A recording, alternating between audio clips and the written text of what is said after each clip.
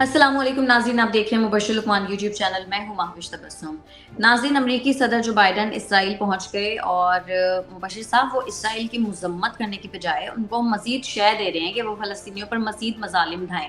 مطلب اس سے زیادہ ظلم کیا کرنا ہے کہ ہاسپٹل کو ہی انہوں نے اڑا دیا، ہاسپٹل پہ بمباری شروع کر دی. سر، جس طرح کی ویڈیوز فوٹیجز ہم لوگ دیکھ رہے ہیں، دل بہت زیادہ دکھے ہوئے ہیں، بہت دل خراب ہو رہا ہے. یہ سچویشن کس طرح نارمل ہوگی؟ دیکھیں، بات پتہ ہے کیا بات یہ ہے کہ بائیڈن کا جانا بڑا حیران کن ہے، کیونکہ کل تو وہاں پہ ان کے سیکرٹری آف اسٹیٹ گئے تھے، اینتھنی بلنکن. تو یعنی 2 دن کے اندر پہلے سیکرٹری آف اسٹیٹ کا آ جانا، پھر صدر کا آ جانا. میں نے تو امریکہ کی طرف سے آج تک ایسے دورے نہیں دیکھے، وہ بھی ہنگامی، ان اناؤنسڈ.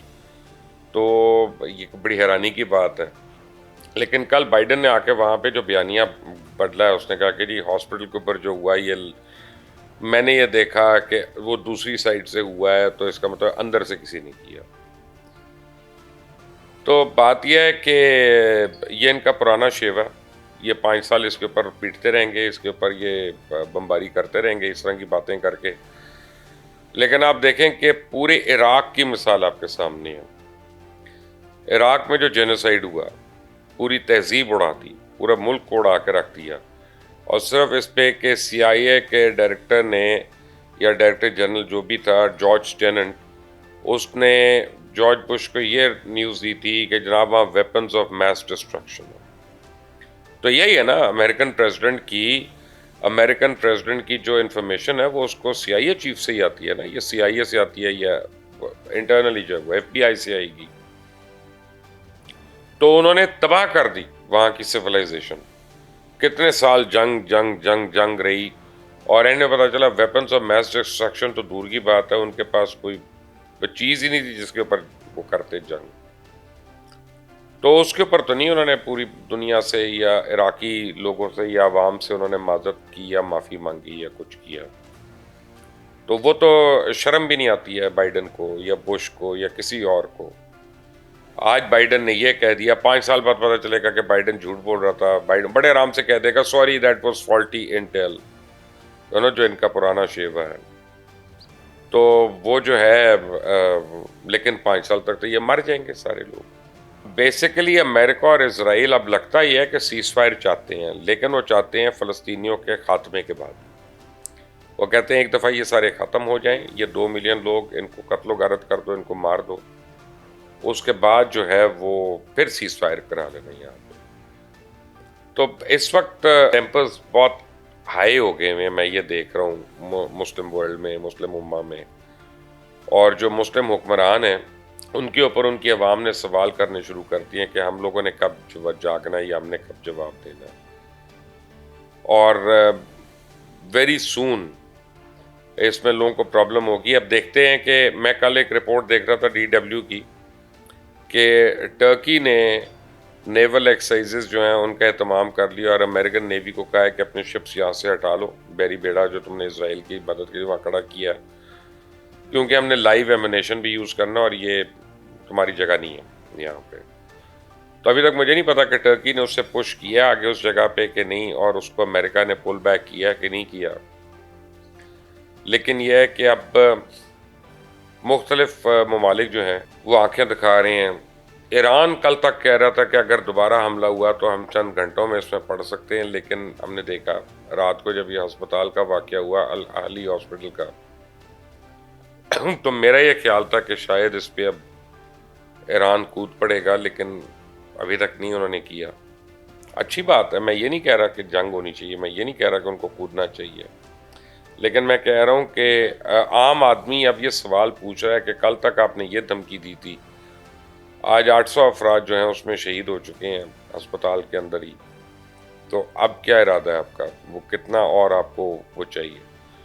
تو بلیم اچھا پھر اسرائیل نے کہا کہ ہم نے نہیں مارا، ہمارے پاس کی فوٹیجز ہیں یہ وہ، تو میزائل کی جو کہیں اور سے آ کے لگا اس پہ. تو رشیا نے اس کو چیلنج کر دیا، ان کا کہ اس میزائل کی فوٹیج دکھا دو کہ جو آ کے لگا اس اسپتال کو، تو پتہ چل جائے گا.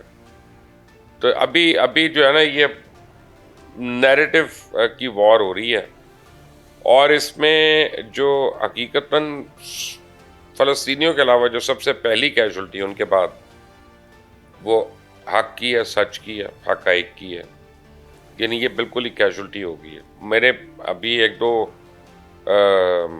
فورن کورسپونڈنٹ سے بات ہو رہی تھی میری, ایک الجزیرہ میں میری واقف ہیں, وہ کام کرتی ہیں ایک اور جگہ پہ.